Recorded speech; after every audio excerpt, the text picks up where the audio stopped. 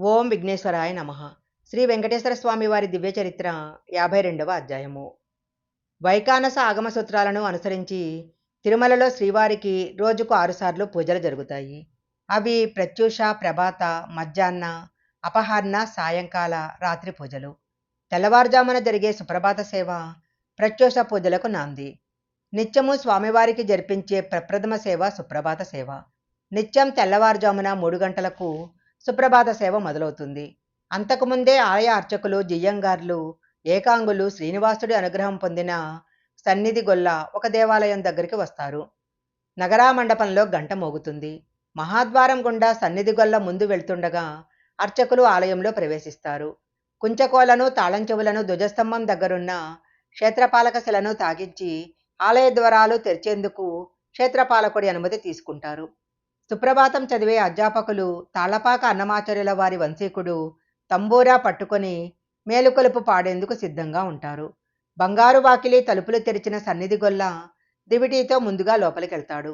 వెంటనే అర్చకులు కౌసల్య, సుప్రజ, రామ అంటూ శ్రీ వెంకటేశ్వర స్వామి సుప్రభాతం పఠిస్తారు. తరువాత శ్రీ వెంకటేశ్వర స్తోత్రము, ప్రపత్తి, మంగళాశాసనం ఆలపిస్తారు. అదే సమయంలో తాళపాక వంశీకుడు తంబూరా మీడుతూ గర్భాలయంలో కొలువై ఉన్న శ్రీవారిని మేల్కొల్పుతాడు. అర్చక స్వాములు అంతర్ద్వారం తలుపులు తెరిచి గర్భగుడిలోకి వెళ్ళి శ్రీవారి పాదాలకు నమస్కరించి నిద్రిస్తున్న స్వామివారిని మేల్కొల్పుతారు. పరిచారకులు స్వామివారి ముందు తెరను వేస్తారు. ప్రధాన అర్చకులు శ్రీవారికి నైవేద్యం పెట్టి తాంబూలం సమర్పించి నవనీత హారతి ఇస్తారు. మంగళశాసన పఠనం పూర్తవగానే తలుపులు తెరిచి మరొకసారి స్వామివారికి కర్పూర హారతి ఇచ్చి భక్తులను లోనికి అనుమతిస్తారు. ఆ సమయంలో భక్తులకు లభించే దర్శనాన్ని విశ్వరూప దర్శనం అంటారు. సుప్రభాత సేవ అనంతరము తెల్లవారుజామున 3:30 నుంచి 3:45 దాకా ఆలయ శుద్ధి జరుగుతుంది. శుద్ధిలో భాగంగా గతరాత్రి జరిగిన అలంకరణలు, పూలమాలలు అన్నిటినీ తొలగించి వాటిని సంపంగి ప్రదక్షిణంలో ఉండే పూలబావిలో వేస్తారు. శ్రీవారికి ప్రతిరోజు తెల్లవారుజామున జరిగే ఆరాధన, అర్చన. దీనికోసం జియ్యంగారు యమునత్తైర్ నుంచి పుష్పమాలలు, తులసీమాలలతో ఉన్న వెదురుగంపను తన తలపై పెట్టుకొని శ్రీవారి సన్నిధికి తెస్తారు. అర్చనకు ముందు పురుష సూక్తం పఠిస్తూ భోగ శ్రీనివాసమూర్తికి ఆవు పాలు, చందనము, పసుపు నీళ్లు, గంధపు నీటితో అర్చకులు అభిషేకం చేస్తారు. చివరగా పుష్పాంజలి అనంతరం భోగమూర్తి విగ్రహాన్ని తిరిగి జీవస్థానానికి చేరుస్తారు.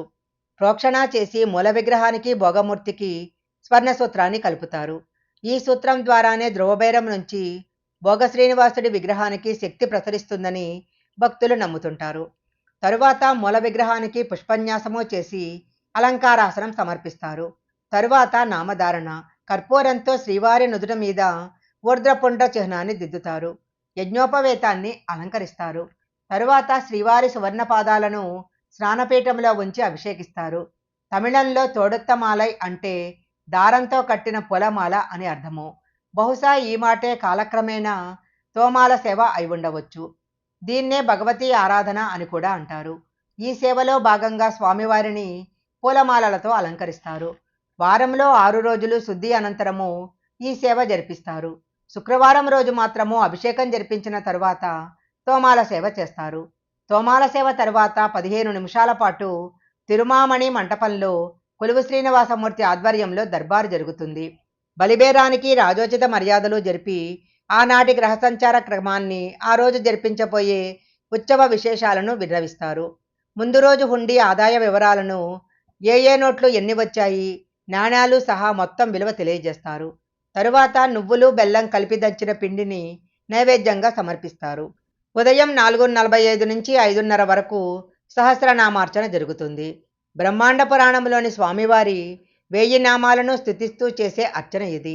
ఈ అర్చన పూర్తయ్యాక శ్రీవారి పాదాల మీద ఉన్న పువ్వులు, తులసీ దళాలతో శ్రీవారి దేవేర్లకు పూజ చేస్తారు. ఆ సమయంలో మిరాసీదారు వరాహ పురాణంలోని లక్ష్మీ సహస్రనామాలను పఠిస్తారు. తరువాత నక్షత్ర హారతి, కర్పూర హారతి ఇస్తారు.